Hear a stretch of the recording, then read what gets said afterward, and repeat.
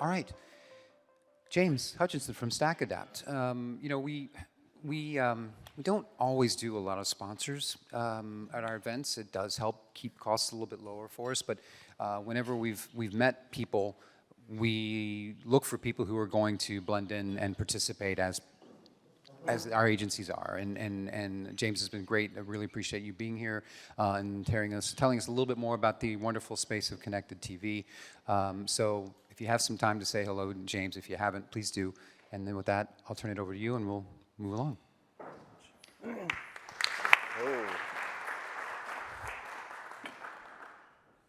Thank you very much for that. Hello, everyone. I've got a difficult slot here, haven't I, after lunch? Sorry to break up the conversations you were having, but the good news is you get to hear all about programmatic, so I'm sure that makes life a little bit easier. I guess by way of introduction, so my name's James. I work at a company called StackAdapt. We're one of the sponsors here today. We are a programmatic DSP. So we essentially work with agencies of all shapes and sizes to help them deliver effective digital ad campaigns across lots and lots of different channels. You will be glad to know that that's basically where my pitching stops. I promise to not make this a sales pitch today. Instead, what I would like to do is talk to you a little bit about something that for us is a really, really interesting space. It's rapidly evolving, it's rapidly growing, and that is connected TV. So, lovely picture of me. Into what I want to get through here, I don't have a ton of time, so it's going to be a little bit of a whistle-stop tour. But I'm going to kick things off by just setting the scene a little bit around connected TV, where it's come from and where we stand right now, before getting into a little bit around the possibilities and the opportunities that exist for marketers and brands to take advantage of this channel that is still fairly new and still emerging and evolving, like I said. And then a brief look at what's next. So this is not going to be like an exhaustive 2022 predictions list, but it will just look a little bit at our experience of connected TV, the conversations we're having with our clients, to put forward a couple of ideas as to where we think things are going to keep moving into the new year.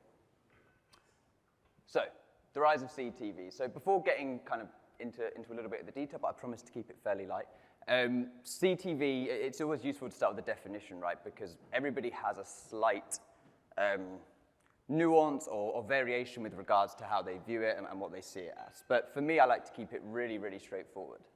Connected TV refers to any television that has the capacity to be connected to the internet, right? Keep it nice and easy for now. I mentioned I'd keep it nice and light, and now I'm going to chuck some statistics at you, so sorry for that. But to set the scene a little bit around what CTV consumption looks like in the market, some pretty impressive numbers, right? So 90% of UK consumers now have access to a connected TV device within their homes. So a huge majority, 9 out of 10 people have these existing in their home right now. And for our European friends in the room, 45% of households across Europe are now regularly consuming content across a connected TV device. So what does this tell us? Well, it tells us a couple of things. The first is that we're probably all watching way too much TV. The second is that for marketers, there's a massive opportunity, right? The eyeballs are on content that is being streamed across CTV, and as brands, as marketers, we need to be making sure that we're capitalizing on that. I think there are lots of reasons why these numbers are so high, and why this has shifted quite a lot over the last 2 or 3 years in terms of how much content people are consuming across these channels. I like to boil it down to 3, really. The first is, and I'm sorry to be the one to say this word, but it is lockdown. Lockdown ultimately led to a really, really rapid uptake in connected TV usage. It meant we had lots of time, video consumption rates across lots of channels went up and up and up, and it was no different across connected TV. The other kind of impact it had is actually the time it gave us to discover new apps, new ways of streaming content, looking beyond Netflix, looking beyond Amazon Prime, and finding these apps that perhaps we hadn't used before lockdown hit. The second point is kind of linked to that idea of discoverability and becoming aware of the apps that are out there in market, and that's very much kind of tied to the role that TV manufacturers are playing in this, right? TV manufacturers are making it more and more straightforward for us to find these free ad-supported streaming apps. For example, I own a Samsung TV. I'm sure lots of people in this room do. you switch it on, you see the Rakuten app, you see lots of other ways of streaming CTV content, which has changed, right? This wasn't always the case a few years ago. And then finally, and I think probably for me, what is the most important factor in how much growth we're seeing in this space is this idea of subscription fatigue. The idea that we all have 1,000,001 different subscriptions. We subscribe to everything. I sure know I do, and that's no different across like streaming content online, right? But generally, research has found that consumers are happy to pay around up to £20 per month for streaming content. So what that means is as kind of the proliferation of the market has occurred, and there's more and more streaming apps coming into market, there's actually a huge opportunity for some of these players who are offering quality content for free in ad-supported environments to grab a much larger slice of the market. So 3 key reasons why we're seeing this level of growth. The growth is great, but what do these people look like? Who is actually consuming content in this way? And do you know what? This has changed a lot as well, and to be honest, it's not necessarily what I think most people would assume. Pre-COVID, there was certainly, I think from an advertiser perspective, this notion that if you want to advertise on CTV, it's generally to reach maybe 18 to 24-year-olds, or people who are interested in gaming.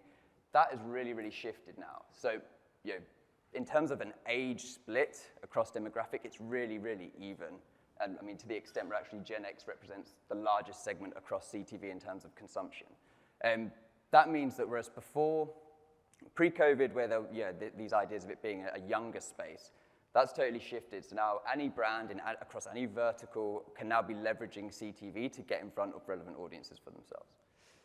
And then secondly, and I think for any marketer in the room here, is this idea of how receptive we can be to advertising, right? We all want to reach somebody when they're open to being served ads and viewing ads.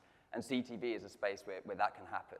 So more people would rather watch quality-free content, be it ad-supported, than pay for SVOD services, which, as a marketer, gives you a fantastic opportunity, right? Because I think across a lot of digital channels, there are often some concerns around what you'd call like ad fatigue, right? So we're exposed to so many ads, we see so many ads that sometimes you might be concerned that they're not necessarily having the required impact, they're not hitting as hard as they might.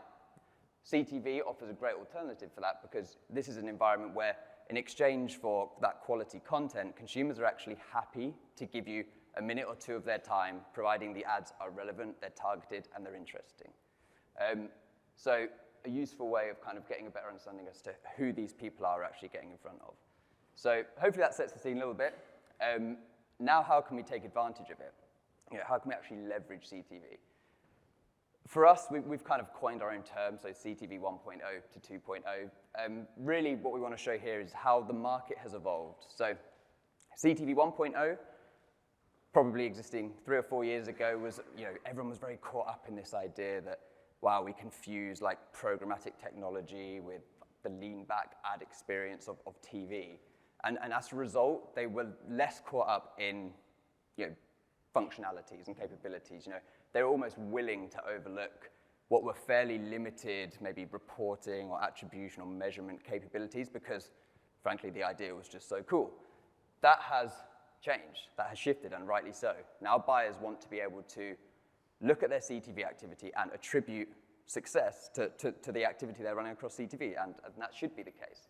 So we've shifted from this idea where that overarching capability was just so great and so exciting that we were willing to kind of forego other things to actually now being in this space where we need to be able to tie everything we're doing back to a specific outcome. So really, thankfully, we're in a place now where that is possible. There's really no limit to what you can do across connected TV when compared to other digital channels, be it audience targeting, first-party data, third-party data. We can do some smart things around frequency capping cross-device, building out lookalike audiences or retargeting. Buyers now want to be able to know that when they're running CTV activity, they are reaching highly engaged, relevant audiences across relevant programming, and all whilst being able to report and optimize and measure in real time, something that beforehand wasn't always the case, right? And because of that, measurement now means that marketers can go to clients with a justification for the CTV activity they're running. So that CTV 1.0 period, you know, a measure of success might have been we delivered X number of impressions to your target audience, and you know, your advertiser might go, fantastic, that's great, but impressions are impressions. You know, we really want to be able to understand more about how that performed. What did it do? So we can start looking at things like, you know, completion rates and actually going way beyond that, and I think these are the conversations that are more interesting, but looking at unique device breakdowns, and actually a lot of the work we're doing now is all around how can we help